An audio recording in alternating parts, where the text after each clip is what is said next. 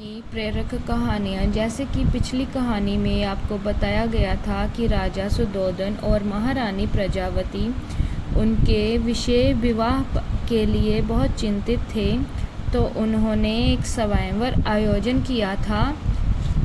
तो कुछ समय पश्चात ही राजा सुद्धोधन ने अपने निश्चय को कार्य रूप में प्रणीत कर दिया। अपने राज्य के सभी निकटवर्ती राजाओं को उन्होंने अपनी राजकुमारियों के साथ राजकुमार सिद्धार्थ को स्वयंवर में आने के लिए आमंत्रित किया। राजकुमार सिद्धार्थ अत्यंत सुंदर, उदार और प्रतिभाशाली थे। प्रत्येक राजा अपनी पुत्री का विवाह उनके साथ करने के लिए उत्सुक थे। स्वयंवर की तिथि और वार निश्चित कर दिए गए। निर्धारित समय पर विभिन्न राज्यों के राजा अपनी पुत्रियों के साथ स्वयंवर में आ विराजे। स्वयंवर मंडित में सभी अभागियों के बैठने के लिए विश्राम की समुचित व्यवस्था की गई थी। मंडप को रंग बिरंगे पुष्प मालाओं से सुसज्जित किया गया था। एक ऊंचे मंच पर राजकुमार सिद्धार्थ बैठे हुए थे। उनके निकट ही रत्नों और मोती माणिक्यों से भरा एक थाल रखा गया था। राजा सुद्धोधन और राज्य के उत्तराधिकारी गण भी मंच पर एक और विराजमान थे। राजा की आज्ञा से स्वयंवर की कार्रवाई आरंभ हुई। विभिन्न राज्यों की राजकुमारियां क्रमशः राजकुमार सिद्धार्थ के आसन के निकट पहुंचती और उन्हें अभिवादन करती, किंतु राजकुमार किसी की ओर दृष्टि उठाकर नहीं देख रहे थे। राजकुमार सिद्धार्थ अपने निकट रखे थाल में से मुट्ठी भर मोती माणिक्य उठाते और चुपचाप आने वाली राजकुमारी को भेंट स्वरूप दे देते।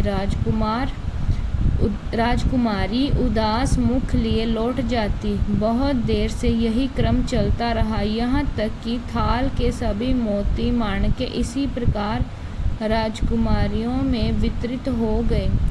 अब केवल थाल ही शेष था। अंततः एक राजकुमारी सिद्धार्थ के पास आई। उसकी आंखें चंचल हिरणी के समान थी। उसकी पायलों की रुनझुन ने एकाएक राजकुमार सिद्धार्थ को अपनी ओर आकर्षित किया। राजकुमार ने उसकी ओर देखा तो राजकुमारी का मुख लाज की लालिमा से लाल हो गया।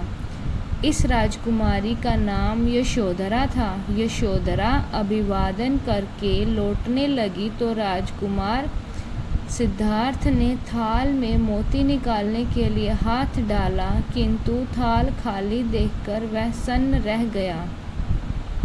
राजकुमार सिद्धार्थ यशोधरा के सौंदर्य को स्वप्रेम निहारते रहे थे, किंतु जब उन्हें मोती माणिक्यों से भरा थाल रिक्त मिला तो उन्हें बहुत संकोच हुआ।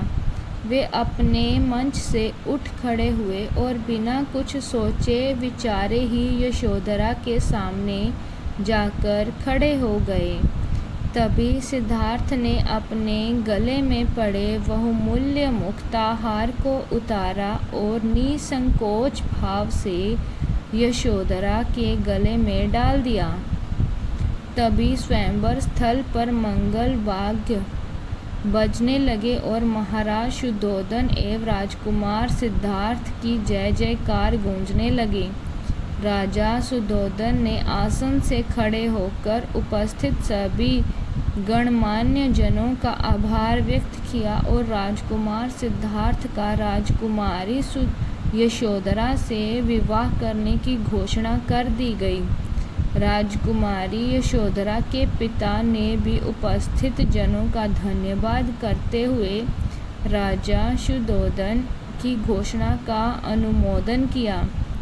इस विवाह घोषणा को सुनकर उपस्थित जनों को बड़ा हर्ष हुआ, किंतु वहाँ पर कम से कम एक व्यक्ति ऐसा भी उपस्थित था जो इस घोषणा के भिक्षुबद्ध था। धन्यवाद।